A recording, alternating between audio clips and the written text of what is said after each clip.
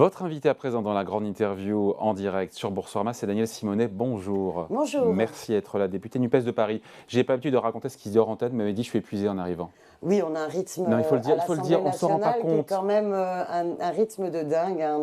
Heureusement, c'est pas toute l'année tout le temps comme ça, mais là, ce projet de budget, c'est quoi? Écoutez, déjà, on avait quand même eu un avant-goût au mois de juillet avec des séances jusqu'à minuit, 4 h du matin, le week-end.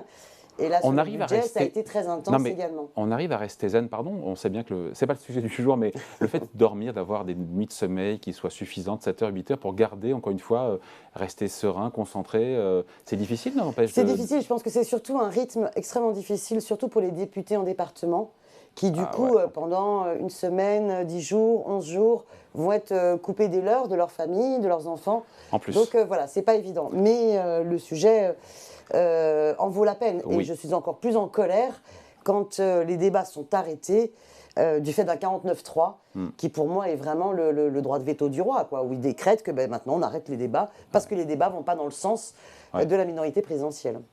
Oui, parce que ce qui est sûr, c'est que quand on écoute, évidemment, il y a deux sons de cloche. Et c'est vrai, quand on n'est pas à l'Assemblée, on voit ça de l'extérieur. On a un gouvernement qui nous dit 55 heures de débat budgétaire, etc. On a tout tenté, c'est eux, c'est l'opposition, ils sont dans le blocage. Vu de l'extérieur, les deux se rejettent la faute, à la fois gouvernement et opposition, qui dit non, on a tenté la conciliation, les oppositions disent non, passage en force, déni de démocratie.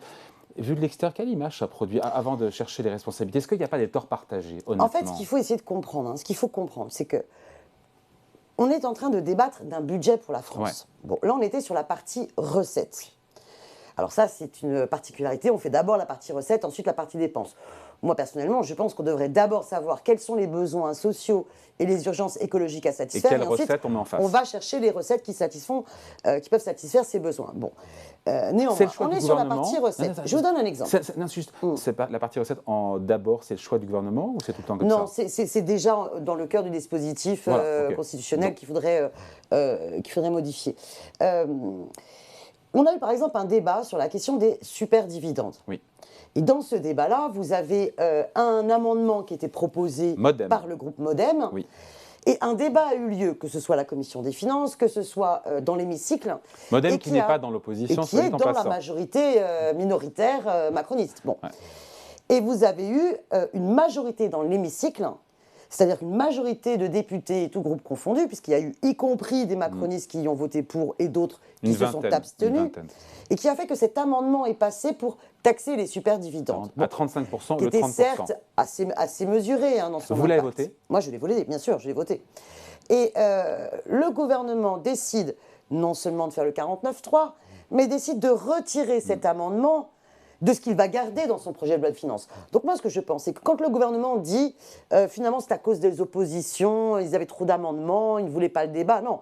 Je pense que le gouvernement voyait bien qu'il était minoritaire et voyait bien que à ce rythme-là, pas mal d'amendements allaient passer qui ne correspondaient pas à leur objectif politique et qu'eux-mêmes allaient finalement être dans une situation où ils allaient être en désaccord avec leur propre budget. C'est une erreur politique pour vous que de ne pas reprendre dans ce texte passé par 49.3 cet amendement pour lequel il y avait consensus des oppositions, enfin en tout cas suffisante pour faire passer l'amendement. Tout à fait, il y en a d'autres. Mais ce que je veux dire, c'est qu'on est vraiment dans un système assez antidémocratique de nos institutions de la Ve République qui fait qu'en fait, le président de la République, puisqu'ils n'arrêtent pas de redire qu'ils sont la majorité présidentielle, le président de la République peut faire usage un peu du veto du roi et finalement dire à sa première ministre tu utilises le 49.3, qui est certes constitutionnel, mais néanmoins totalement antidémocratique, et tu peux mettre un terme au débat. D'autres premiers ministres de gauche l'ont fait avant. Complètement, et d'ailleurs nous dénoncions de la même manière.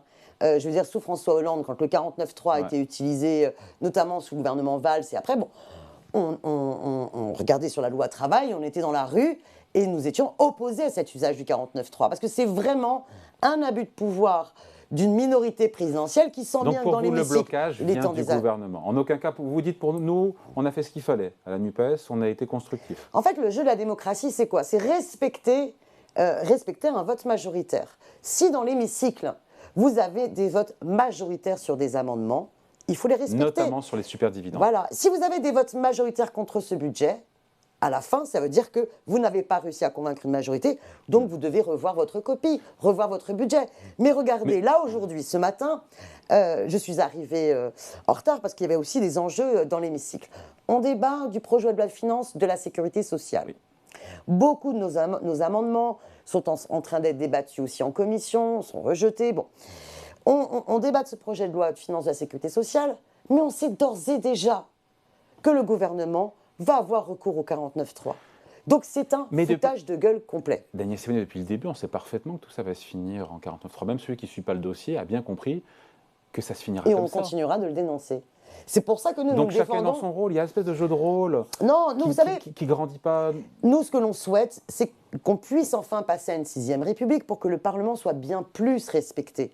Parce que cet abus de pouvoir du 49.3, finalement, fait dire à un gouvernement, si ce qui se débat au Parlement, c'est quand même la représentation du peuple, nous sommes là parce que nous avons été élus par les citoyennes et les citoyens pour parler en leur nom. Et un gouvernement peut dire, oh, ce que vote le Parlement à la majorité ne nous plaît pas, donc on peut s'asseoir dessus avec l'arme du 49.3 qui est une réquisition en fait de la démocratie parlementaire. Quand Elisabeth Borne, la Première ministre, dit les oppositions ont toutes réaffirmé leur volonté de rejeter le texte. C'est pas vrai de dire ça? Alors, au point de départ... C'est pas la réalité? Si, c'est vrai. Au point de départ du débat, on regarde le budget, on se dit, non, ce budget ne tient pas compte des urgences sociales, vous n'avez pas d'augmentation du SMIC au-dessus de l'inflation, vous n'avez pas la prise en compte sur l'urgence SMIC écologique. indexé sur l'inflation aujourd'hui. SMIC indexé sur l'inflation. Exactement, c'est quand même le minimum, parce que là, vous avez des pertes de perte du pouvoir d'achat. Et vous avez besoin, par ailleurs, d'une organisation de redistribution des richesses. Comment on peut accepter que des entreprises comme Total, qui font 18 milliards de bénéfices sur un semestre, payent zéro impôt, quand les petites TPE, PME, elles payent plein pot. Donc, on se dit non, ce budget ne prend pas en compte l'urgence de la redistribution des richesses et de la justice fiscale, ne répond pas aux urgences climatiques, ne garantit pas notre souveraineté ni alimentaire ni énergétique. Donc, on dit oui, on va être en désaccord avec ce texte, on va voter contre. Néanmoins, nous travaillons sur des amendements. Ouais. Donc le texte peut évoluer. Aucun amendement NUPES de la NUPES n'a été retenu, aucun pas. Bon, je vous rassure, c'est pareil pour le RN. Oui, certes. Même tarif pour les deux. Mais c'est quand même une hypocrisie totale lorsque... Gabriel Attal dit on a retenu une centaine d'amendements. Mais oui, mais il a carrément dit ce matin qu'il a même fait référence au PLF qui aurait été adopté hier. Il n'a pas été adopté. L'Assemblée n'a pas pu voter. Mais dans ces amendements, même s'ils ne viennent pas de chez vous, il y en a certains quand même. La hausse du plafond du crédit d'impôt pour la garde d'enfants de moins de 6 ans. Sur les tickets resto, on a gagné 1 euro et quelques. Alors sur les tickets resto, par exemple, oui, on a bataillé. Bon. Donc il y a parfois des petites choses qu'on avancé. D'accord avec ces amendements-là. Bien sûr, il y en a certains qu'on a votés, d'autres qu'on n'a pas votés. Parce que, attention, sur les crédits d'impôt, c'est pas toujours la bonne solution en termes de redistribution des richesses et de justice fiscale. Parce que ça sous-entend qu'on paye de l'impôt. Ah non, le le crédit d'impôt, non, quand on ne paye pas d'impôt, on touche un chèque. Oui, mais donc il y a parfois d'autres systèmes plus justes socialement à mettre en place. Vous pensez à quoi? Ce que je veux dire, vous pensez à quoi, Daniel Simonet? Par exemple, vous estimez que... le crédit d'impôt touche tout le monde pour le coup. Tout à fait. Donc ça veut dire que la personne qui devrait payer beaucoup d'impôts va aussi en avoir un bénéfice. Voilà. Donc, et puis il y a parfois des crédits d'impôt. On se dit, bon, peut-être qu'on va arrêter, quoi. Je veux dire, les crédits d'impôt pour, par exemple, le babysitting des chiens. Quand on assume d'avoir un chien, on s'en occupe. Et on est capable, dans une période comme celle-ci, où on voit qu'il y a des urgences fortes. Je veux dire, il y a 8 millions de Français qui, en ce moment, sont à l'aide alimentaire.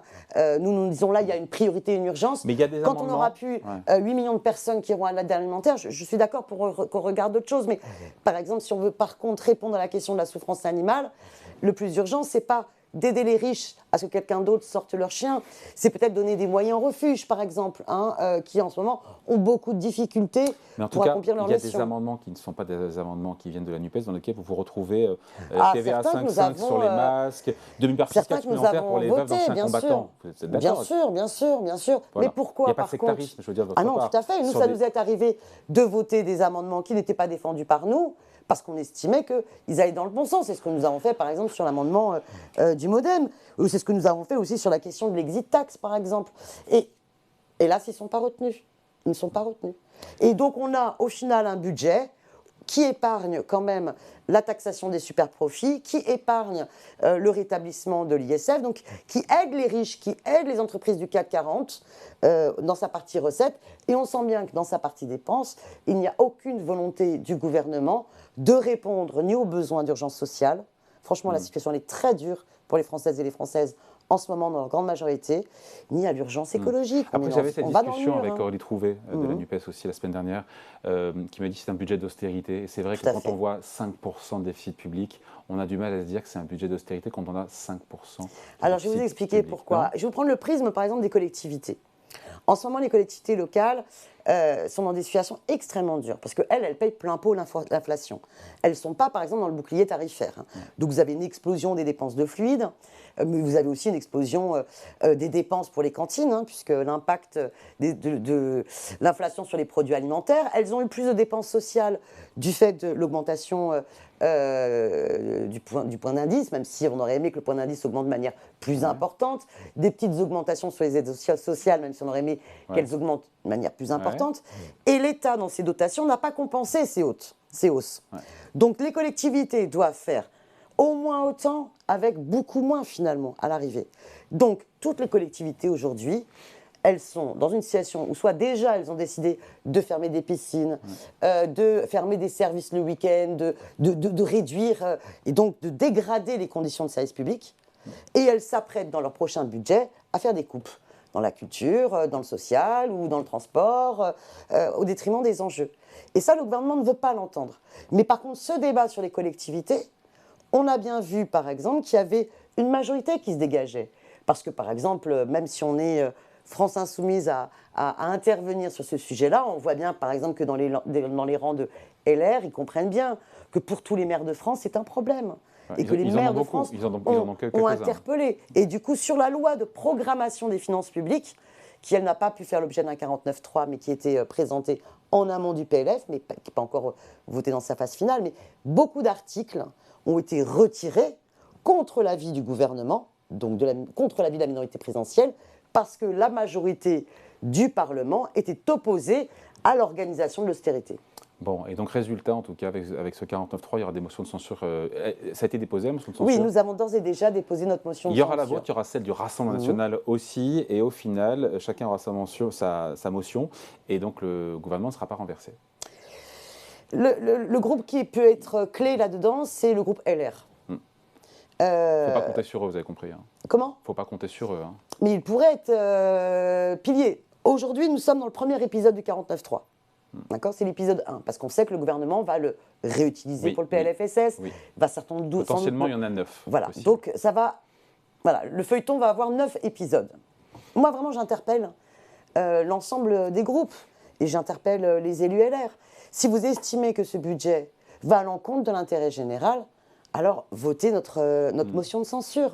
Et si vous ne le faites pas cette fois-ci, j'espère qu'on arrivera à les convaincre la fois d'après. Pour que le gouvernement puisse tomber, il faudrait que RN et NUPES s'allient. Est-ce qu'on peut imaginer un jour un vote de concert? Et LR, ça ne suffira pas, sinon.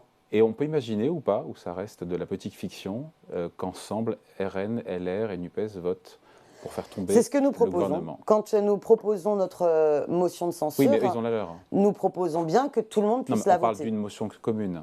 Alors, quand nous proposons notre motion de censure, nous sommes la première à être déposée, tous les groupes peuvent la voter. C'est comme ça que ça fonctionne. Et nous sommes un groupe d'opposition, la NUPES, nous sommes la première force d'opposition. Donc les autres peuvent prendre leurs responsabilités et voter cette motion de censure. On n'en est pas là aujourd'hui.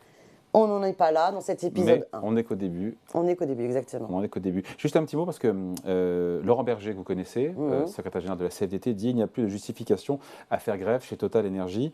C'est pas Patrick Pouyanné qui le dit, mais c'est lui. Le boulot a été fait chez Total, a-t-il ajouté, en parlant de ces négociations qui amènent à 5% de hausse du salaire et des primes entre 3 000 et 6 000 euros.